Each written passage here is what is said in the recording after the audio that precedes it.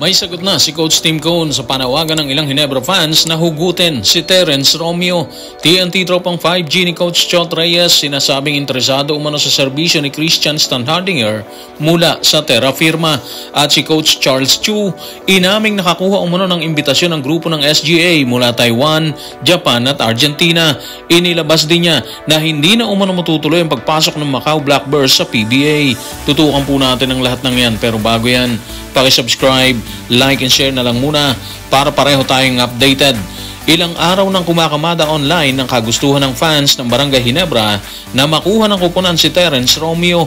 Ayon sa kanila, magiging maayos na kapalitan ni Scottie Thompson si Romeo sakaling hugutin ito mula sa pagiging UFA. Ang issue ay tila nakarating na kay Coach Tim Cone. Tanong, ano ang reaksyon ng Ginebra mentor sa isyung yan?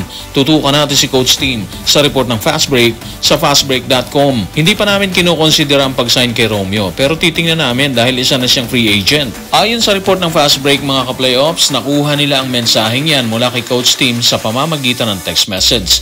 At base sa pahayag niya, malaki ang possibility na mapunta sa hanay ng Ginebra San Miguel si Terrence Romeo. Titingnan daw kasi nila so ibig sabihin hindi niya inaalis yung posibilidad na kuhanin nila ang dating player ng SMB na napunta sa Terra Firma. Kung susuriin nating mabuti, tama rin ang ating mga kababayan, di ba? May point din naman sila nang sabihin nila na malaki pa ang magagawa ni Romeo sa Ginebra sakaling papirmahin nila ito ng kontrata. Tingin din natin magagamit siya ng gusto doon. Sa edad niyang 33, may ibubuga pa siya dito kung hindi siya masasagasaan ulit ng injury, di ba? And siguro sa pahayag ni Coach Tim, kahit wala pang kasiguruhan na nakikita tayo, kahit paano, yung pahayag niya na tinitingnan nila is may konting pag-asa doon. So abang-abang tayo mga ka-playoffs kung ano yung mangyayari sa karera ni Terrence Romeo sa mga susunod na araw. Katulad ni Terrence Romeo, magmumula din sa Terra Firma si Christian Standhardinger. Base sa huling ulat ni Homer Saison, interesado umano ang TNT tropang 5G sa dating player ng Barangay Ginebra bago ito napunta sa Terra Firma Jeep. Ang problema, hindi umano ito matagpuan ng nasabing kumpanya. Narito ang report. Tutukan natin si Homer Saison sa kanyang report sa Spin. May nakapagsabi sa akin na ang TNT kung hindi man obsessed or nahuhumaling, matindi ang interest kay C-Stan. Pero sa kabila ng ilang buwan umanong paghahanap, hindi pa rin nila matagpuan si Christian Standhardinger. At kahit matagpuan man nila ito, ang pagkuha ng karapatan kay C-Stan mula sa Terra Firma kung saan siya nagretiro matapos matrade mula sa Ginebra noong Hulyo 2024 ay magiging komplikado at posibleng magastos. So ayun na nga, magiging magastos ang pagkuha ng TNT tropang 5G kay C-Stan sakaling totoo yung pasabog ni Homer Saison. Nasa Terra Firma pa kasi ang karapatan kay C-Stan sakaling maisipan niya ulit na maglaro dito sa PBA. Kung tutuusin, medyo komplikado, di ba? Magiging madugo sabi nga nila kasi parang lumalabas katulad ng kaso ni Mikey Williams. Pero tingin naman natin kahit medyo magiging madugo ang paglipat ng karapatan, hindi naman imposible dahil nangyari na nga sa Converge at sa TNT. Wala naman silang naging problema sa rights ni Mikey na transfer yun ng maayos.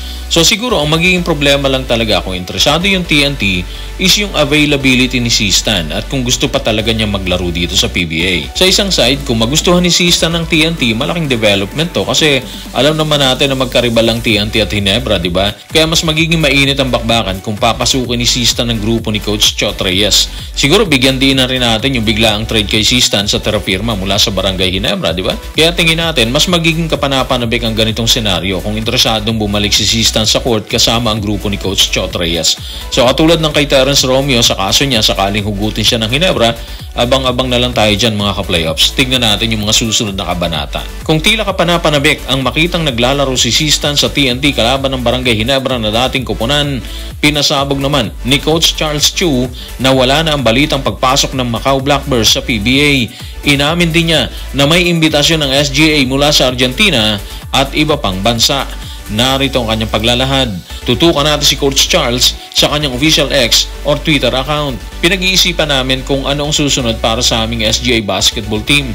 May mga natanggap kaming imbitasyon at proposal para sa partnership mula sa Taiwan, Japan B-League at Argentina. Hindi matutuloy ang alok ng Macau Blackbirds para sa partnership sa PBA. Masaya kaming makita na kinikilala na sa buong mundo ang SGA brand. Maraming salamat sa aming mga boss. So opportunity, maganda to, di ba? Yung SGA na pinamumunuan niya, may mga imbitasyon mula sa iba't ibang bansa. Hindi lang isa, pa, andyan ang Taiwan, Japan B-League, and of course yung Argentina.